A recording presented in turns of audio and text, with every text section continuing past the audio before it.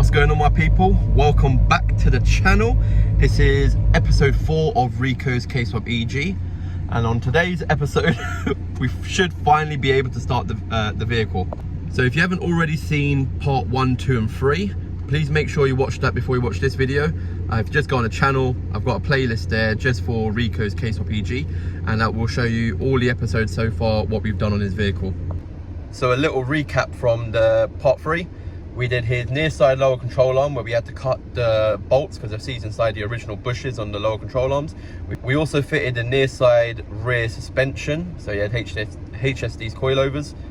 We changed the rocker cover to a new one as the old one had a bit of dirt inside it. So we were like, you know what, instead of messing up the insides of the car when we start it, just in case, we don't know what happened when the engine was with the previous owner, so we don't know if there's any dirt inside the rocker cover. So best thing what we'll do is we'll put another one on for now, and then we will send the old rocker cover off to get cleaned up, repainted, and make sure that's all 100%, and then we can put that back on the car. We also changed the rocker cover gasket.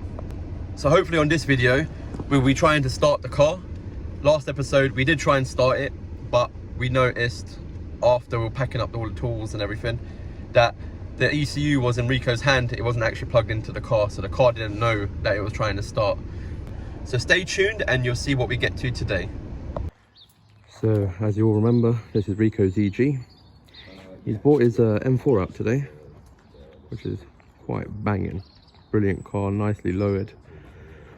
Obviously this boosted, the EG boosted, will gap the crap out of the M4, but this should hopefully be a good fast track car, NA or even boosted as well.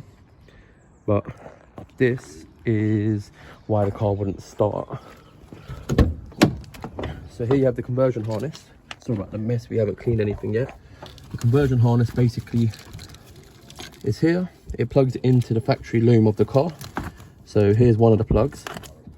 Sorry, I think that's for the engine loom, to be honest. And then as you see here, you've got one of the ECU connectors, the other ECU connector, and on the conversion harness itself it also has another connector as well. So these allow the ECU to speak with the EG, as the engine wasn't actually made for this car. There you go, the hybrid racing shifter. Everything on this side is all done. Everything's all nicely done. We will move the cables into a different location once we've actually put the clips, these clips here, on the gearbox side. We've also figured out as well, the person who was previously working on the car, the gearbox doesn't actually work. So even when the car is out of gear, it's still in gear, and the only way we can get it out of gear is if we press the clutch. So that's another thing we've got an issue with. But other than that, today we should actually hear it at least crank over. We still got to do the fuel lines, and yeah, just carry on watching the video and you'll see what we do. Now we plug the ECU in, as well as charge harness. Everything's all connected. What I normally do on KSWAPs, I usually have these as 2 connectors, so you can pull them apart if you want to remove the loom all in one. It just saves unraveling it from the loom itself. And that yellow wire would end up going to the coolant temp sensor, which is sitting up here. Obviously all the wiring will be Tessa taped eventually when we've got more. And yeah, that is it. Obviously mind the mess, we only temporarily put the charge harness in the engine bay just for now, as we were trying to work out if the car started or not. We will relocate the battery to the boot, so it'll be sitting perfectly in the boot, nice out of the way. And then when Rico does go turbo, there'll be enough space here for everything to go. The battery won't get burnt, and yeah, it'll be quite a nice fast car. Have you put the brick on? Yeah.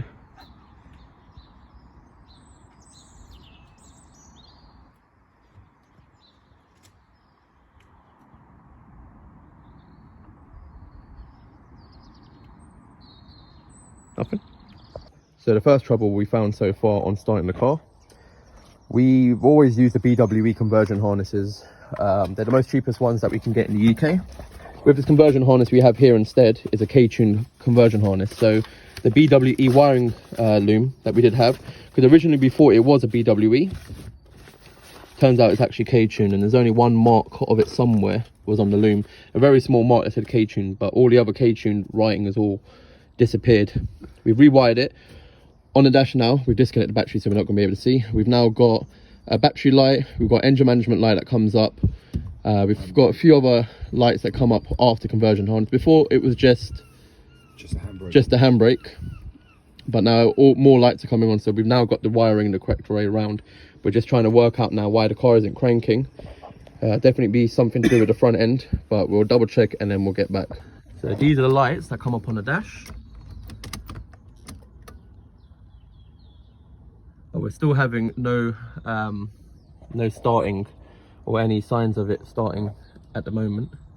So what we're going to do next, we're going to try and figure out what is the problem. So we're trying to troubleshoot why the car's not starting, or any fuel pump. Obviously, because this car has been played with around before with the previous worker, we noticed this wire that goes to the fuel pump has been cut to the main relay. So what we're going to do is we're going to put a bit of wire between that, solder it all together, and at least we should have fuel pump prime. And then once that's done, we need to figure out why the car's physically not starting. Hopefully it's something simple.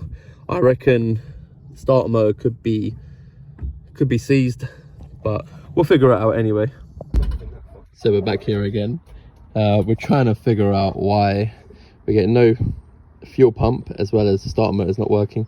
We're not too sure if this loom, because the previous owner didn't have a fuel tank, the OEM fuel tank, he had an aftermarket one, so we reckon that this loom might have been chopped up to work with his car and not any other standard equipped fuel tank kind of car.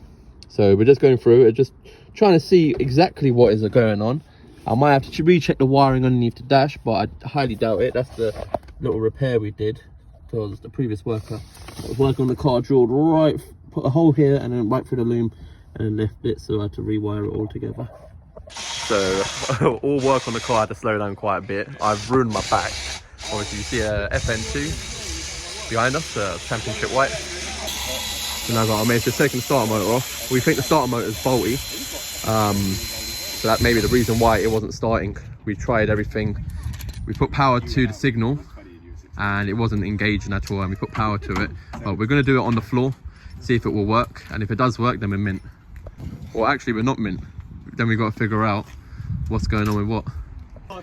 So we just tested it on the floor. It seems like the starter motor is kaput. Oh yeah, look at how much rust is in it. Yeah, it's probably been because it's just sitting outside in the elements. So what we're going to do is we're going to try another starter motor if we can find one from one of our mates, and then we'll put it back on.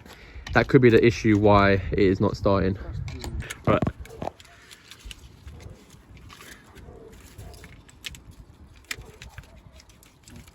Try it on the signal. Okay. Instead. Oh, you heard it click. You hear the click, but it's burning. Yeah. Wait, encosta aí tu. Mete já no teu sítio. It's glue. It's completely toast. yeah, it's fine. So maybe that's why. So we're now back in the interior. We're going to try and put the trims back on. The starter motor, we're trying to see if we can grab one off a friend for now to see if we can get the car started. It's definitely the starter motor that's gone, as you can see from the previous video. We're going to start putting all of the interior trims. So you've got the OEM trim piece. It's upside down at the moment. As you can see, it's all black EG6. So what we're going to do is we're going to take an angle grinder, we're going to cut that out, do it all nicely, and then we're going to fit it back on. The cables will go underneath nicely, and then the trim will be back on. So at least we've got use for the cigarette lighter, as well as the ashtray, and that's the ashtray. Right, glove box is in. Also got this pocket here in as well. We tried to put the one around the gear stick, wouldn't go on.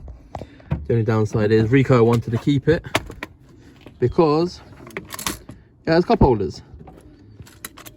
So we're probably just going to put this back into storage. But so far, we do need to get bolts for those as well. Screws or bolts, whatever you call them. And then yeah, that will be all done. So the front, most of the front interior is all done. We're just waiting for a start mode to come, and then yeah, we can go from there. So while I'm doing the heater hoses, Rico is trying to mount the driver's side seat, putting the rails in, and then once the rails are in, we put the seat on as well, and then at least we have a place to sit. I think we're going to try and bleed the brakes today as well, or at least the rear ones. The rear ones are staying, the front ones are changing. But yeah, once he's done that, then yeah, at least we've got a nice seat. So what we've done temporarily, we've put a little hose there between the PCV valve and the inlet, just so there's no air leaks. We've also just gone through my random spares, and we've got this pipe that goes to brake booster. Put a little adapter on the inside that allows the OEM EK one-way valve. There's a one-way valve right here, so for a brake booster it goes this way towards the engine. Doesn't allow any, basically it gives you your pressure when you press the brakes. Calculators. And basically this is all temporarily done, so we're going to see if this works. As long as it all works perfectly fine from the start, then we can then improve it in the future by getting just a normal one of these hoses, as well as a EG one-way valve, which is usually a piece that goes in between two pipes, and then you obviously clamp them either side, and then it allows it to do the exact same thing as here. Obviously this is the OEM one for the EK, so I don't know if it will work with the EG, but we're just testing it for now. I'm gonna see if I've got any P-clips. I'll just P-clip it right here, so it's just out of the way. Next thing, I'm going to remove that brace at the bottom. As you can see, it's already hitting the gearbox right there at the back. So I think the two 14mm bolts on either side, and I'll remove it. But heater hoses are on as well. So we got an NSX heater hose. I had these for years. They've got binned at work, so I just kept them. You never know when they come in good use, and here we have in good use. And this is another one I ordered off eBay years ago. I never actually used it on my own car, but it's a nice spare to have, which actually come in good use. That's all mounted up nicely with the Jubilee clips. The top hose is obviously done. We haven't put any clamps on it because this will be coming out to redo the starter motor underneath. And then the lower hose, as you can see between here and here, this type of radiator, it's going to be awkward because the OEM radiator pipes, they don't actually fit 100%. because they're orientated a different way. So you can see from here and here, I think normal EP3s mount up around here somewhere, while this one's like got a distance. So we're going to try and see if this one will work in that section.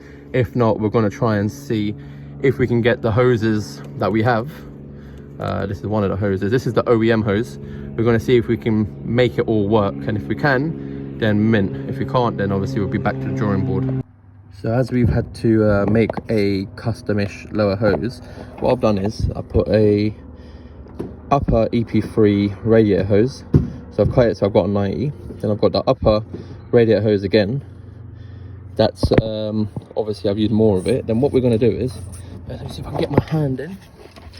We're going to get like a 32mm inner diameter pipe, which basically goes between there, and then we're going to Jubilee clip them together. So at least we've made ourselves a lower hose, and then that will be the whole cooling system all done. Oh, let's get the hand out. We're waiting for the starter motor to come still, and then once we fitted it, this car should crank over.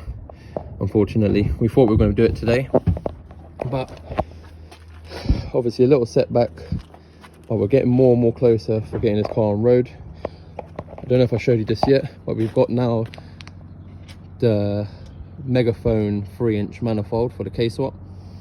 Haven't fitted it yet as I've fucked my back, so that will be done hopefully tomorrow. So before we forget, we've got the intake air temp sensor, which we're going to plug in. We've just found another spare from my scraps, so the intercooler pipe or intake pipe, which we will put a nice little filter to it, either 90 degrees pointing down or a straight with the filter sitting over here. We're just going to figure it out, see what other scraps we got, and if we can find more bits, then we'll be mint. So that's it for today on Rico's EG KSWAP part 4. If you enjoyed this video, hit the like button, leave a little comment below if there's anything that you'd like to see in the videos or anything on those lines. Also subscribe, that helps us massively. We're trying to upload every Sunday in about the evenings time, so hopefully while you're eating your dinner, you've also got my video to watch as well. But from me and Rico, we'll see you in the next one.